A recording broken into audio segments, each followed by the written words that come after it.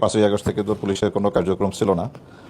6ই August সকালবেলা যখন আমি জানতে পারলাম যে আমাদের পুলিশের অনেক সদস্য বিভিন্ন থানায় তাদের মৃতদেহ পড়ে আছে, তাদের লাশ বিভিন্ন জায়গায় টাঙানো আছে, পোড়া দেহ মরদেহ বিভিন্ন জায়গায় পড়ে আছে, তখন মানে আমি পুলিশের একজন সিনিয়র অফিসার হিসেবে, সার্ভিং অফিসার হিসেবে মনে হলো যে আমাদের কিছু একটা করা দরকার। তো তখন পুলিশ হেডকোয়ার্টার্সে কোনো সিনিয়র লেভেলের কোনো অফিসার দায়িত্বে ছিলেন না, ঢাকা মেট্রোপলিটন পুলিশেরও কেউ দায়িত্বে ছিল না।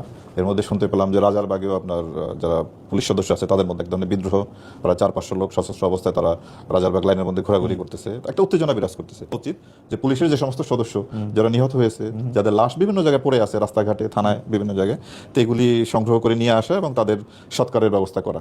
তো অ্যাকর্ডিংলি আমি আফসার মেসে আমরা কয়েকটা টিম করলাম, 4-5টা টিম করে এই টিমের সদস্যকে কাউকে রামপুরার দিকে পাঠালাম, কাউকে উত্তরার দিকে, যাত্রাবাড়ির দিকে, বিভিন্ন জায়গায়। ভিডিওটি কেমন লাগলো অবশ্যই কমেন্টস করে জানিয়ে দিবেন। আমার পেজটি এখনো ফলো না করে থাকলে অবশ্যই পেজটি ফলো করে দিবেন। ভিডিওটা শেয়ার করে সবাইকে দেখার সুযোগ করে দিবেন।